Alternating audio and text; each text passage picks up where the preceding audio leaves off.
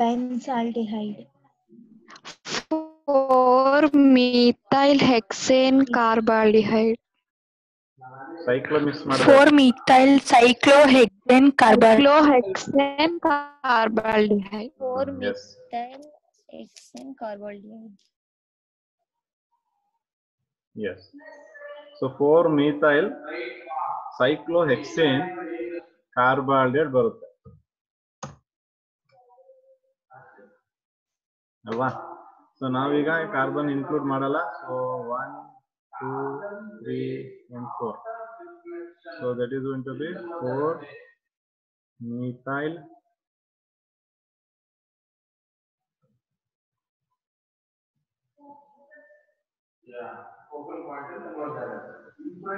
cyclohexane carbaldehyde.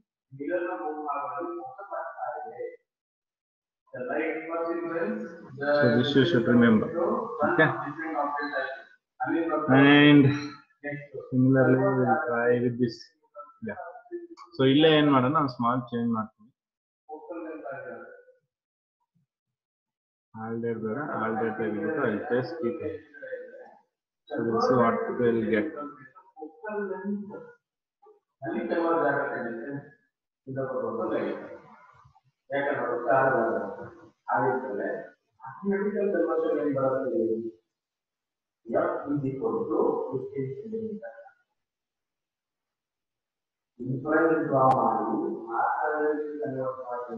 Yes.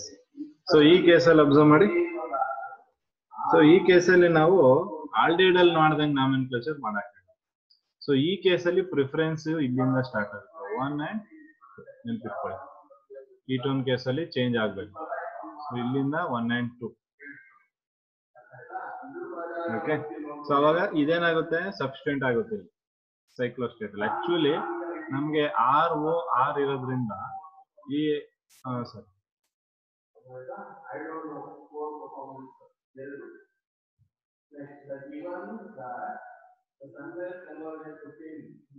C double bond O ಇರೋದ್ರಿಂದ ಯಾವುದೇ ಕಾರಣಕ್ಕೂ ಕಾರ್ಬನ್ಗೆ 1 ನಂಬರ್ ಬರಲ್ಲ. ವೆರಿ ರೇರ್ ಕೇಸ್ ಕಾರ್ಬನ್ಗೆ 1 ನಂಬರ್ ಬರೋದು ಈ ಕೇಸಸ್ಗಳಲ್ಲಿ. ಇಂಥ ಕೇಸಸ್ಗಳಲ್ಲಿ ಕಾರ್ಬನ್ ಏನು ಕೀಟೋನ್ ಅಲ್ಲಿ ಇರುವಂತಹ ಕಾರ್ಬನ್ಗೆ 1 ಬರುವಂತದ್ದು ಈ ಕೇಸಸ್ ಅಲ್ಲಿ ಮಾತ್ರ ನೆನ್ಪಿಟ್ಕೊಬೇಕು. ಮ್ಯಾಕ್ಸಿಮಮ್ ಕೇಸಲ್ಲಿ 1 ಬರಲ್ಲ. ಇಲ್ಲಿಂದನೇ 1 ಅಥವಾ ಇಲ್ಲಿಂದನೇ 1 ಸ್ಟಾರ್ಟ್ ಆಗ್ಬಿಡ್ತದೆ. ಓಕೆ. ಸೊ ಸೆಂಟ್ರಲ್ ಇರೋದ್ರಿಂದ ಇದು this is not an terminal functional group. ಇದನ್ನ ನಾವು ಟರ್ಮಿನಲ್ ಫಂಕ್ಷನಲ್ ಗ್ರೂಪ್ ಅಲ್ಲ ಇದು. This is a non terminal functional group. Remember there is a terminal and non terminal function. Terminal ಅಂದ್ರೆ ಕೊನೆಯಲ್ಲಿ ಬರುತ್ತೆ, ಎಂಡ್ ಅಲ್ಲಿ ಅಥವಾ ಬಿಗಿನಿಂಗ್ ಅಲ್ಲಿ ಇರುತ್ತೆ. ನಾನ್ ಟರ್ಮಿನಲ್ ಅಂದ್ರೆ ಮಧ್ಯದಲ್ಲಿ ಇರುವಂತಹ ಫಂಕ್ಷನಲ್ ಗ್ರೂಪ್ಸ್. ಓಕೆ. ಸೊ ಆ ತರ ಕೈಂಡ್ ಆಫ್ ಫಂಕ್ಷನಲ್ ಗ್ರೂಪ್ ಇದೆ ketone. Ketone is non terminal functional group. So ಇಂಥ ಕೇಸಸ್ ಅಲ್ಲಿ ಏನಾಗುತ್ತೆ, ಕೀಟೋನ್ಗೆ 1 ಬರುತ್ತೆ. ಓಕೆ. ಸೊ ಅವಾಗ ಇದನ್ನ ನಾವು ನಾಮೆನ್ಕ್ಲೇಚರ್ ಮಾಡೋದಾದ್ರೆ ಸೈಕ್ಲೋ ಪ್ರೊಪೈಲ್ 3 ಕಾರ್ಬನ್ ಇದೆ ಅದರಲ್ಲಿ. ಸೈಕ್ಲೋ ಪ್ರೊಪೈಲ್ ಇಲ್ಲಿರೋದು 2 carbon. So that is going to be ethanone. cyclopropyl ethanol. Cyclopropyl ethanol. Okay.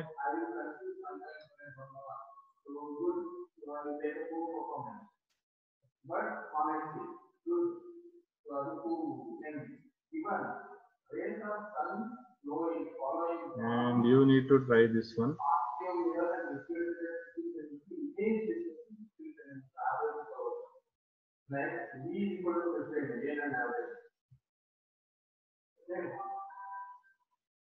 Okay. So ಇದಕ್ಕೆ ನೀವು ಮಾಡಿ. The rays are from sunlight will be parallel to infinity to the principal axis and between the focal length is 59. Okay, U is equal to minus object distance and the object is the something or acceleration will go in that. Okay, and then this is the force. Okay, given is equal to position distance, the image and object size is small. If we step in area of the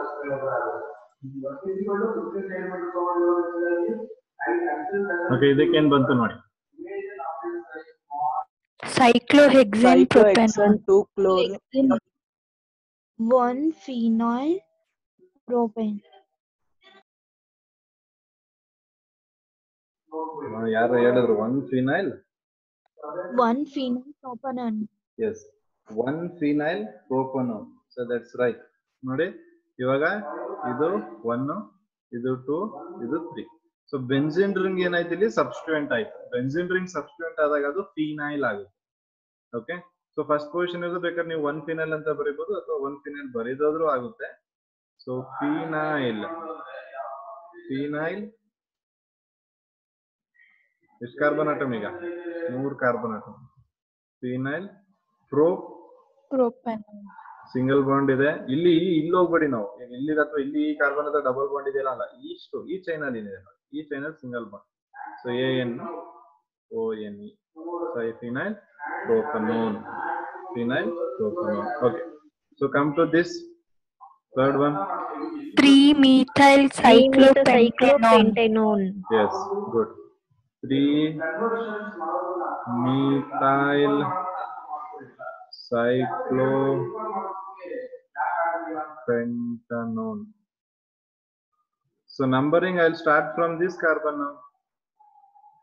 Okay, ಈ ಕಡೆಯಿಂದ ಹೋದ್ರೆ ಇಲ್ಲಿ ಜಾಸ್ತಿ ಬರುತ್ತೆ, so ಈ ಕಡೆ ಬರ್ತೀವಿ. 2 and 3, 4 and 5.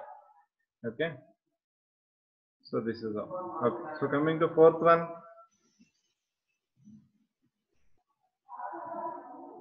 So preference, aldehyde first preference, ketone first preference ಅಂತ ಚೆಕ್ ಮಾಡಬೇಕು.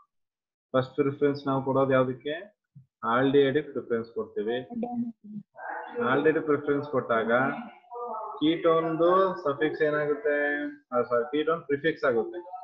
ಇದು ಸಫಿಕ್ಸ್ ಆದ್ರೆ ಇದು ಪ್ರಿಫರೆನ್ಸ್ ಬಂದಾಗ ಇದು ಪ್ರಿಫಿಕ್ಸ್ ಆಗುತ್ತೆ.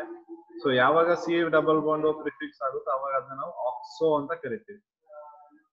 ಓಕೆ, ಆಕ್ಸೋ. ಸೊ ಆಕ್ಸೋ ಎಷ್ಟು ಪೊಸಿಷನ್ ಇದೆ? 3rd ಪೊಸಿಷನ್ ಇದೆ, ಯಾಕಂದ್ರೆ ಇಲ್ಲಿ ನಂಬರಿಂಗ್, ಇದು ಮೇನ್ ಗ್ರೂಪ್.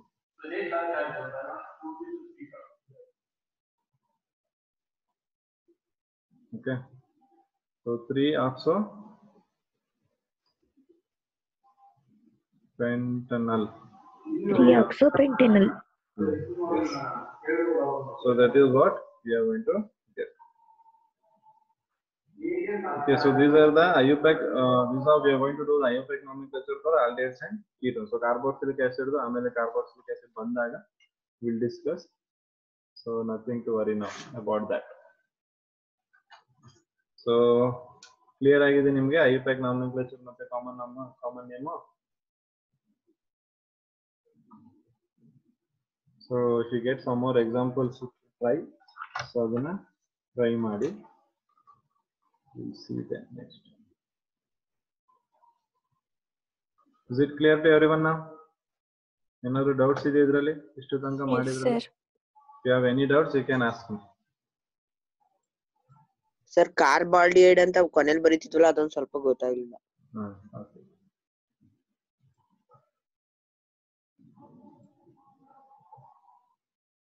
ನೋಡಿ, 2 ರೀತಿಯಾದ ನಾವು ಆಲ್ಡಿಹೈಡ್ ನ ನಾಮೆನ್ಕ್ಲೇಚರ್ ಮಾಡಬಹುದು.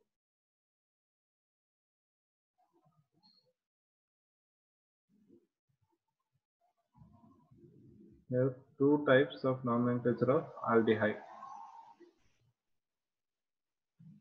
where carbon atom included in chain.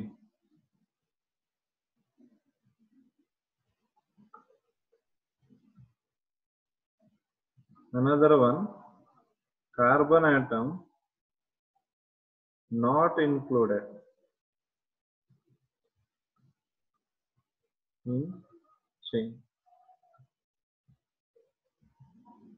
Okay, so ಯಾವಾಗ ಕಾರ್ಬನ್ ಆಟಮ್ ನ ಚೈನ್ ಅಲ್ಲಿ ಇನ್ಕ್ಲೂಡ್ ಮಾಡ್ತೀವಿ ಆ ಟೈಮ್ ಅಲ್ಲಿ your suffix will be AL. ಯಾವಾಗ ನೀವು ಕಾರ್ಬನ್ ಆಟಮ್ ನ ಚೈನ್ ಅಲ್ಲಿ ಇನ್ಕ್ಲೂಡ್ ಮಾಡಲ್ಲ, your suffix will be ಕಾರ್ಬಾಲ್ಡಿಹೈಡ್.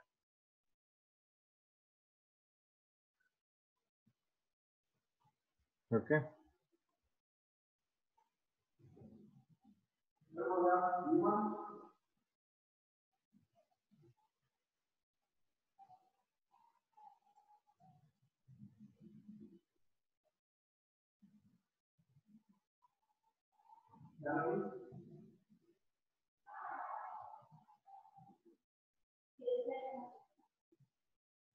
So differences ಇಲ್ಲಿ ಅಬ್ಸರ್ವ್ ಮಾಡಿ ಎರಡು ಕೇಸಲ್ಲಿ. ಸೊ ಇಲ್ಲಿ ನಾವೇನ್ ಮಾಡ್ತೀವಿ, ಕಾರ್ಬನ್ ಆಟಮ್ ಇನ್ಕ್ಲೂಡ್ ಮಾಡ್ತೀವಿ. I have including the carbon atoms here. So chain ಅಲ್ಲಿ ಇದು ಇನ್ಕ್ಲೂಡ್ ಆಗಿದೆ. ಸೊ ಅವಾಗ ಏನಾಗುತ್ತೆ, ಟೋಟಲ್ 3 ಇರೋದ್ರಿಂದ ನಮ್ಗೆ ಪ್ರೊಪನಾಲ್ ಬರುತ್ತೆ. ಅದೇ ಈ ಕೇಸಲ್ಲಿ ಬಂದ್ರೆ, ಈ ಕೇಸಲ್ಲಿ ನಾನು ಇದನ್ನ ಕೌಂಟ್ ಮಾಡಲ್ಲ.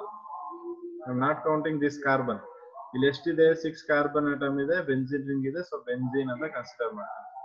ಸೊ ಯಾವಾಗ ಈ ಕಾರ್ಬನ್ ಆಟಮ್ ನಾನು ಕೌಂಟ್ ಮಾಡೋದಿಲ್ಲ, ಆವಾಗ ಏನಾಗುತ್ತೆ, ಇದು ಬೆಂಜಿನ್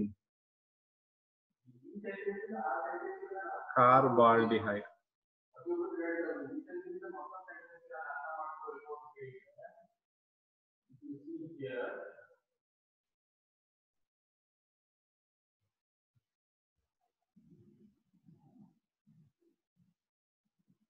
ಓಕೆ. ಸೊ ಇದೆರಡೇ differences.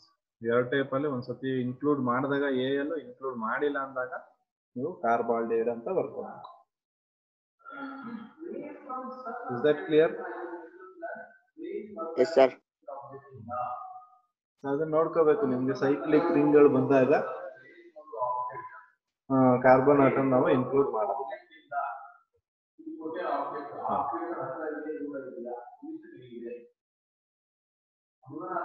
So next we have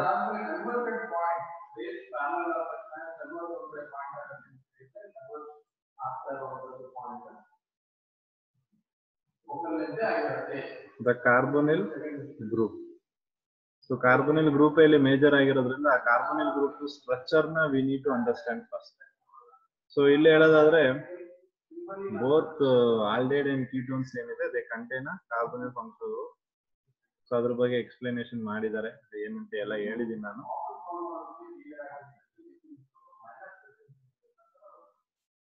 so carbon oxygen and carbon carbon double bonds differ in major way.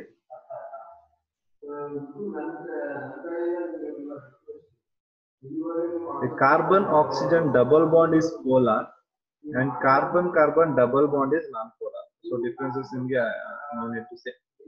Carbon ಮತ್ತೆ ಆಕ್ಸಿಜನ್ ಇದ್ದಾಗ ಪೋಲಾರ್, ಅದು ಕಾರ್ಬನ್ ಕಾರ್ಬನ್ ಡಬಲ್ ಬಾಂಡ್ ಇದ್ದಾಗ ನಾನ್ ಪೋಲಾರ್. ಏನಕ್ಕೆ ಪೋಲಾರ್ ಅಂದ್ರೆ electronegativity of oxygen is much greater than that of carbon. Hence the carbon oxygen double bond is polarized,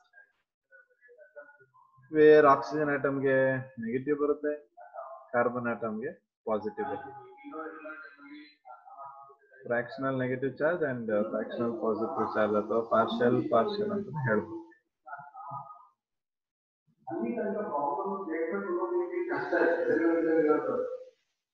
So you can see that diagram is representing polar nature of carbon. So idu arrow mark ಏನಕ್ಕೆ towards oxygen, electrons pull ಆಗ್ತದೆ towards itself.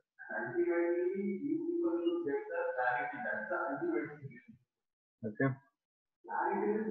All carbonyl groups have a trigonal planar structure. Trigonal planar structure ನಿಮ್ಗೆ ಗೊತ್ತು, chemical bonding ಅಲ್ಲಿ study ಮಾಡಿದೀವಿ. Trigonal planar structure bond angle 120 degree ಇರುತ್ತೆ ACPR theory ಪ್ರಕಾರ. So you can see here they have shown trigonal planar structure 120 degree. Carbon atom of a carbonyl group must form 2 other bonds in addition to the carbon oxygen double bond in order to have 4 bonds. The nature of these 2 additional bonds determines the type of carbonyl containing compound it is. So 4 bond ಏನ್ formation ಮಾಡುತ್ತೆ, ಅದರಲ್ಲಿ ಯಾವ್ಯಾವ ಜೊತೆ ಏನ್ bond ಮಾಡುತ್ತೆ ಅನ್ನೋದ್ರಿಂದ ಅದು ಯಾವ type of compound ಅನ್ನೋದನ್ನ ಗೊತ್ತಾಗುತ್ತೆ. Okay. So we'll see about that structure of carbonyl compounds ಬಗ್ಗೆ. So structure of carbonyl compound ಅಲ್ಲಿ ನೀವು ನೋಡೋದಾದ್ರೆ this is what carbonyl compound. So ಈಗ ನಮಗೆ ಈ ಕಾರ್ಬನ್ ಹೈಬ್ರಿಡೈಸೇಷನ್ ಎಷ್ಟು ಅಂತ ಹೇಳಿ ನೀವು. sp2 hybridized. sp2 Exactly. So hybridization of best carbon is sp2. sp2 ಇದ್ರೆ shape ಏನು ಅಂತ ಹೇಳಿದ್ವಿ, ಅದು geometry Trigonal plane. planar with the bond angle 120 degree. bond angle BA ಅಂತ ಬರೀತೀನಿ is going to be 120 degree. So sp2 hybridized orbital ಏನಿದೆ, ಎಷ್ಟಿದೆ sp2 hybridized orbital ಏನಿದೆ?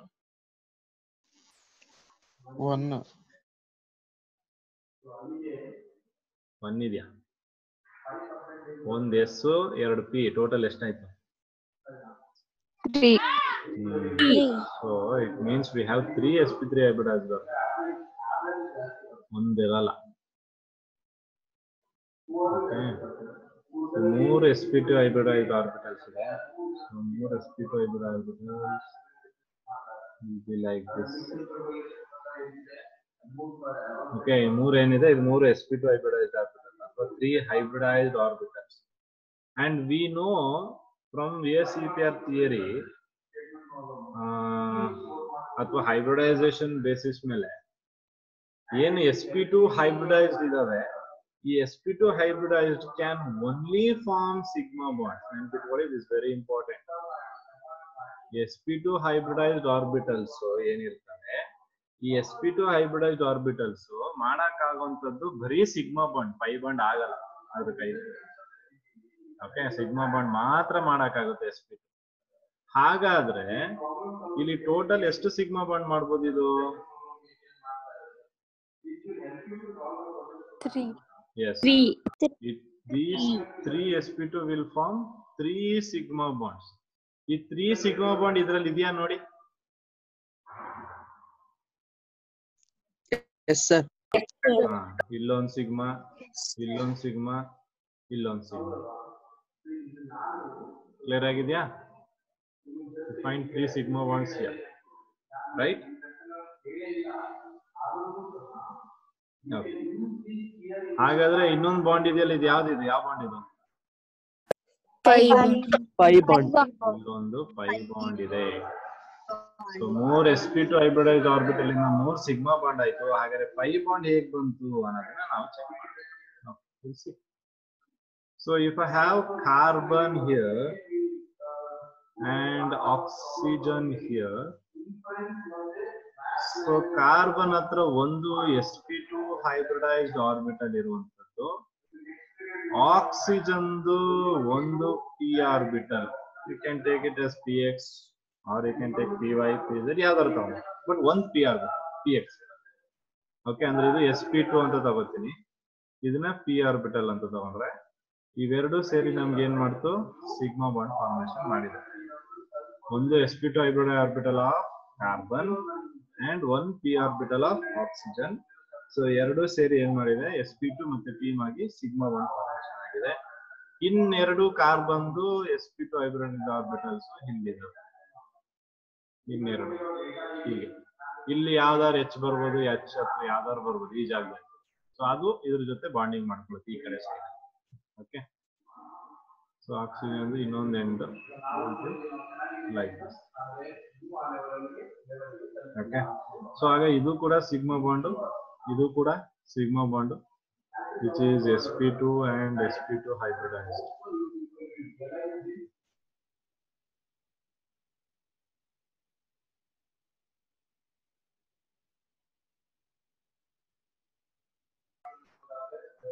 ಓಕೆ, ಸೊ ಇದರ ಸಿಗ್ಮಾ ಬಾಂಡ್ಗಳು ಆಯ್ತು. ಸೊ ಈಗ ನೆಕ್ಸ್ಟ್ ನಮಗೆ ಬೇಕಾಗಿರೋದು pi bond. So pi bond ಹೋಗೋಕ್ಕಿಂತ ಮುಂಚೆ ನೀವು ಇಲ್ಲಿ ಅಬ್ಸರ್ವ್ ಮಾಡಿದ್ರೆ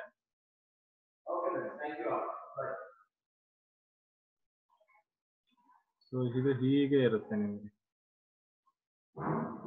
ಸೊ ಇಲ್ಲಿಂದ ಇಲ್ಲಿಗೆ 120 ಡಿಗ್ರಿ, ಇಲ್ಲಿಂದ ಇಲ್ಲಿಗೆ 120 ಡಿಗ್ರಿ, ಮತ್ತೆ ಇದಿಷ್ಟು 120 ಡಿಗ್ರಿ. ಓಕೆ, ಸೊ ಇಲ್ಲೂ ತಗೊಬೋದು ನೀವು ಹಿಂಗ್ 120 120 120. ಟ್ರಿಗೋನಲ್ ಪ್ಲೇನರ್ ನೋಡಿ.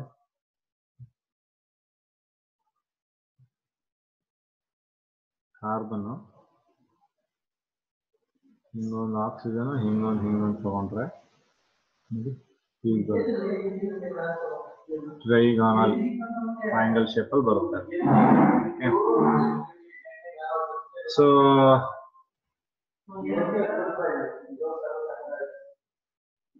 ಇನ್ನೊಂದು ನಮಗೆ PZ ಆರ್ಬಿಟಲ್ಸ್ ಇದಾವೆ. ಸೊ PZ ಆರ್ಬಿಟಲ್ಸ್ ಎಲ್ಲಿದೆ ಅಂದ್ರೆ ಅಬೌವ್ ದ ಪ್ಲೇನ್ ಮತ್ತೆ ಬಿಲೋ ದ ಪ್ಲೇನ್ ಇರುತ್ತೆ, both in oxygen as well as carbon. PZ. Okay, ಏನೋ ಒಂದು ಅಬೌವ್ ದ ಪ್ಲೇನ್, ಇನ್ನೊಂದು ಬಿಲೋ ದ ಪ್ಲೇನ್ ಇದಾವೆ. Above the plane one, below the plane one. ಇವೆರಡು ಏನ್ ಮಾಡುತ್ತೆ, overlap, which will form what? Pi bond. Yes. So above the plane, below the plane ಇರುವಂತದ್ದು dumbbell shape ನೋಡಬಹುದು. Dumbbell shape, p orbital ಗೊತ್ತಿದೆಯಲ್ಲ, dumbbell shape ಅಲ್ಲಿ ಇದೆ. So ಅದೇನ್ formation ಮಾಡ್ತೀವಿ ನಮ್ಗೆ, it is forming pi bond. Okay, so ಅಲ್ಲಿಂದ ನಮ್ಗೆ ಏನಾಗುತ್ತೆ, ಒಂದು ಪೈ ಬಾಂಡ್ ಬಂತು. ಅದೇ ರೀತಿ 3 ಸಿಗ್ಮಾ ಬಾಂಡ್ ನೀವು ಅಬ್ಸರ್ವ್ ಮಾಡಿದ್ದೀರಾ. So this is going to be the structure of carbonyl compound. So the carbonyl ಏನಿದೆ C ಡಬಲ್ ಬಾಂಡ್, ಅದರದ್ದು ಸ್ಟ್ರಕ್ಚರ್ ಇದೆ. ಓಕೆ, ಇದರಲ್ಲಿ ಏನಾದರೂ ಡೌಟ್ಸ್ ಇದೆಯಾ ಕೇಳಿ. ಸರ್ ಇದೆರಡು ಅನ್ಹೈಬ್ರಿಡೈಸ್ಡ್ ಆರ್ಬಿಟಲ್ಸ್. ಯಾವ ಎರಡಪ್ಪ? ಸರ್ ಪೈ ಬಾಂಡ್ ಫಾರ್ಮ್ ಆಗಿದೆಯಲ್ಲ. ಹೌದು,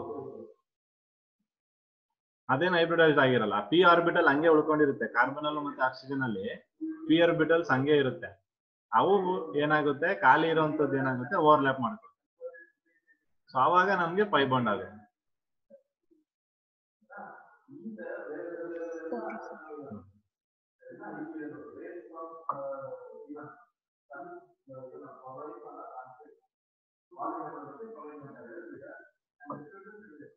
ಸೊ ಇಲ್ಲಿ ನಾವು ಬಾಂಡ್ ಆಂಗಲ್ ನೆನ್ಪಿಟ್ಕೊಬೇಕು, ತುಂಬಾ ಇಂಪಾರ್ಟೆಂಟ್ ಆಗಿ. ಜೊತೆಗೆ ಯಾವ ಸ್ಟ್ರಕ್ಚರ್ ಇದೆ ಅನ್ನೋದನ್ನ ನೆನ್ಪಿಟ್ಕೊಬೇಕು, ವೆರಿ ಇಂಪಾರ್ಟೆಂಟ್. ಎಷ್ಟು ಹೈಬ್ರಿಡೈಸ್ಡ್ ಆರ್ಬಿಟಲ್ಸ್ ಇದಾವೆ, ಸೊ ಆ ಹೈಬ್ರಿಡ್ ಆರ್ಬಿಟಲ್ಸ್ ಗಳು ಯಾವ kind of bond, sigma bond ನ ಫಾರ್ಮೇಶನ್ ಮಾಡ್ತಿದೆ ಅನ್ನೋದು very important. Okay, so you need to remember these things. Is that clear to everyone? Yes, sir. Okay. Yes, sir. Yes, sir. Yes, sir. So now we'll see the polarity or the polar nature of carbonyl compound. So carbonyl compound polar nature ನೋಡೋದಾದ್ರೆ, so we can polar nature of carbonyl compound can be explained by their resonance. So the resonance ಇಂದ explain ಮಾಡಬಹುದು. So resonance is very simple one. So ಏನಾಗುತ್ತೆ, ಇಲ್ಲಿಂದ oxygen ಗೆ electron shift ಆಗುತ್ತೆ, since oxygen is more electronegative. So as a result, what you are going to get, oxygen gets negative and this carbon gets positive. Okay. So ಇಲ್ಲಿ ಏನು ಕಾರ್ಬನಿಲ್ compound ಇದೆ, ಈ carbon ಏನಿದೆ, since it has positive charge ಇರೋದ್ರಿಂದ it acts as electrophile. ಅಂದ್ರೆ ಇಲ್ಲಿ ನಮಗೆ electrophilic substitution ಮಾಡಬಹುದು ಈ ಜಾಗದಲ್ಲಿ. ಎಲೆಕ್ಟ್ರೋಫೈಲ್ ಅಂದ್ರೆ Lewis acid, behaves as Lewis acid. So O ಅಲ್ಲಿ ಮೈನಸ್ ಇರೋದ್ರಿಂದ ಏನಾಗುತ್ತೆ, ಈಗ ಇದು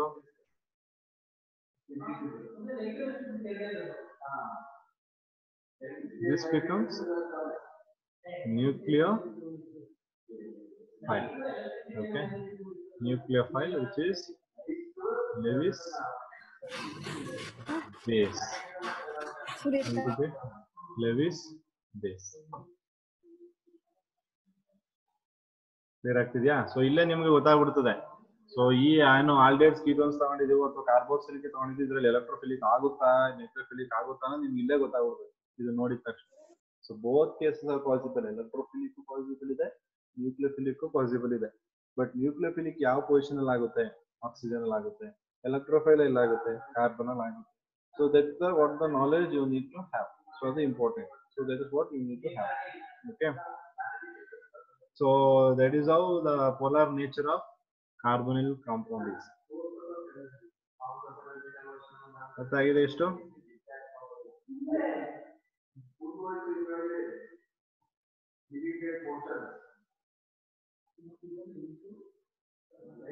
ಸೊ ಇದ್ರಲ್ಲಿ ಏನಾದ್ರು ಡೌಟ್ಸ್ ಇದ್ರೆ ಕೇಳ್ಬೋದು.